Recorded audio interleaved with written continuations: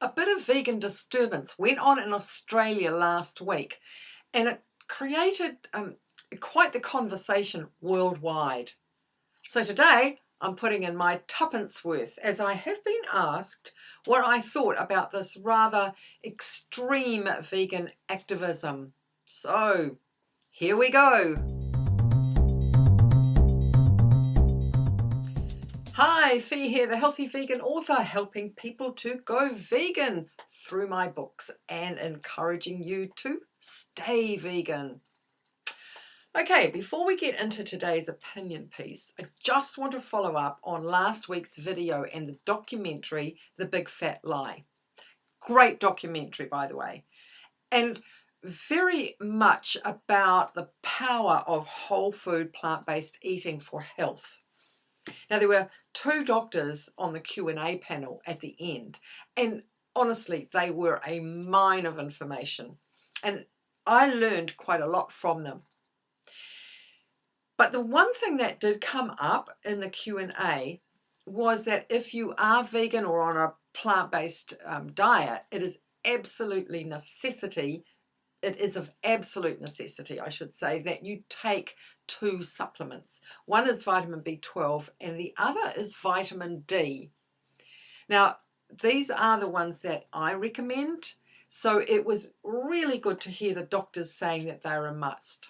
In actual fact, they also said that these vitamins are deficient in most people worldwide, regardless of their food choices or how they live. Now, I'll be really interested to know if you take a vitamin D supplement. There's a poll somewhere up here above. Just click on it and have yes, no on it, I think it is. So it is a great documentary to watch, and I will leave a link below. Righto, onto this Australian hoo-ha. Just over a week ago, there was a massive vegan demonstration in all sorts of different places across Australia. How it was organised, I don't know, but an absolute kudos to them for organising this. It was called a day of action. And during the day, the activists went into farms, they chained themselves to machinery in an abattoir, they blocked off a gas chamber at a pig farm. But it was in Melbourne where the activists stopped traffic at a really, really busy intersection, right at peak time, that caused the whole thing to really get attention. There were about 40 arrests, I think, over this time, and even the Aussie Prime Minister came out saying that their actions were un-Australian.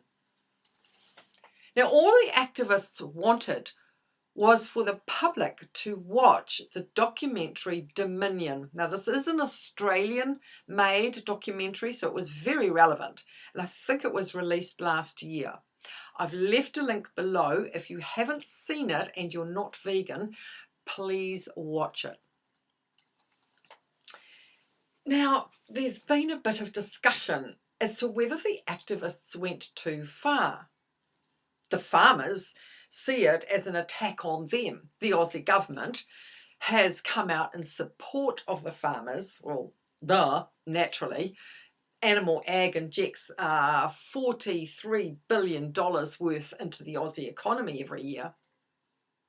So, did they go too far? Well, in my opinion, no. Nothing changes unless there's action by committed people. The suffragette movement is a classic example.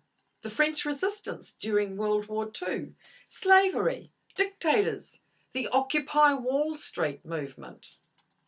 Here in New Zealand, we had the anti-apartheid movement, which resulted in a number of arrests and civil disturbances or disobedience, whatever they call it.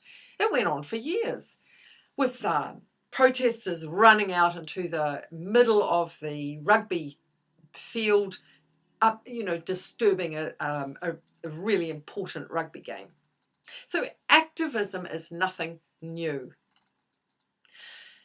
I am a bit concerned that Australia may go the same way as America with the ag-gag law to stop animal activists from covert filming, which of course is showing just what does go on in these farms.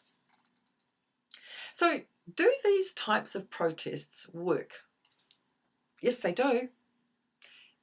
Even though the meat eaters in the media said that this type of behaviour only harmed the vegan movement, in actual fact, just the opposite happened. There were nearly 53,000 new views of the documentary Dominion within a 48-hour period straight after. It's exactly what the protesters asked for. On top of that, there's been TV interviews and, people are discussing animal agriculture and the future of it. Even journalists have come out saying that they watched this or they saw it, and it does now kind of make them feel a bit awkward eating meat. I say well done to them. It became world news. And I tell you what, if the Australian government does introduce an ag-gag law, it will also go worldwide, and it will just get more vegans pissed off and joining the activists. The more governments support their animal farming industries, the louder the activists will become. That's just the way it works when there is a moral or ethical cause to be fought. I will be really interested to know what you think about the vegan activists.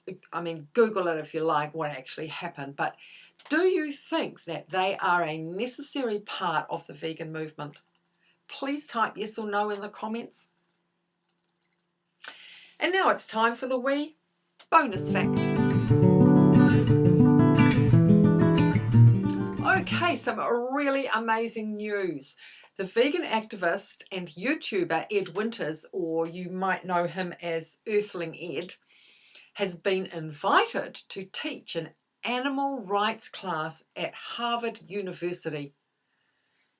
Way to go, Ed. He was invited by professors and will be a guest lecturer. Now, he's taking the opportunity while he's in America, and he is actually speaking at other universities, including Cornell, Columbia, and Yale. These are big shot universities. He's going to be teaching about animals as commodities. This is amazing. This is an amazing, having such an opportunity to spread the vegan message on college campuses. Now, Ed recently gave a TEDx talk, and I've left the link below for you to watch it. It's a really good one.